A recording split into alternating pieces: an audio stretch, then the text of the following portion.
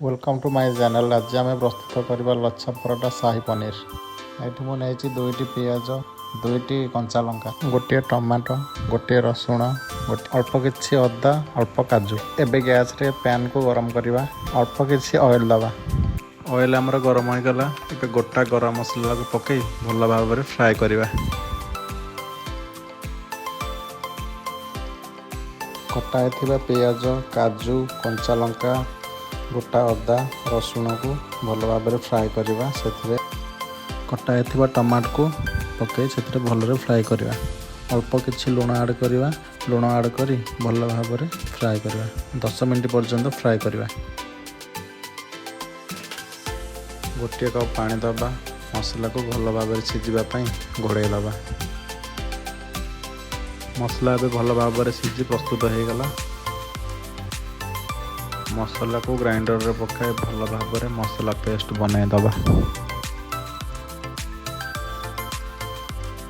Pan रे किसी oil ने भी बटा होता मसला को एबे छाणीदबा जमीक कि खदड़ न रुहे। एबे आमर ऑयल गरम हो गला।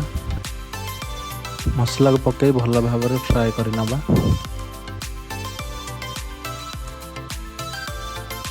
गोटे चामच हलदी गुंड दबा। अल्प लुण दबा कहीं आगुरी आम लुण पकई। हाफ चामच लंका गुंड दबा। हाफ चामच पनीर मसला दबा। हाफ चामच चीनी दबा। भल भाव में फ्राए करनबा। से किसी गरम पानी ऐड करके भल भाव में फ्राए करवा। एबे हमर पनीर मसला प्रस्तुत हो गला। कटा होता पनीर की आम से दबा। हल्का हल्का पिथिपातिया साहाय्य फ्राए करवा। एबे आम प्रस्तुत हो गला शाही पनीर। फ्रेश क्रीम पकई भल भाव में सजाई दबा। एबे प्रस्तुत हो गला शाही पनीर। पूर्वर अटा को चकटिक रखी थी कहीं भिडियोटी लंग हो मुझे गोटे मीडियम साइज अटा गुला नहीं भल भाव में बेली नौ गोटे ब्रश साहाय्य घी मारुची कहीं घी मारे पराठा लेयर लेयर हो भलसे बाहर। एमती हल्का धनिया पत्र टिके पकेबे छुरी साहाय्य एमती कटिंग करेंगे। एबे भल भाव में कटिंग हो गला। हाथ साहाय्य एमती भल भाव में गुड़े देवे।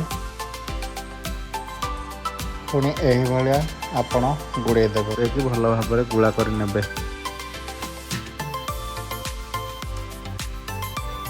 ऊपर किसी धनिया पत्र पकई नवा। अटा गुलाटी को बेलना काठी साहाय्य भल भाव में बेली नेबे।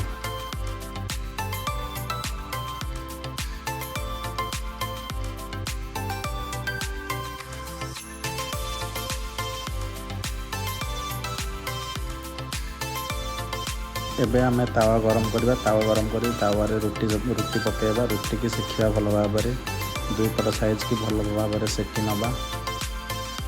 गोटे ब्रश साहाय्य भल भाव में घी मारी सेकी नेबे।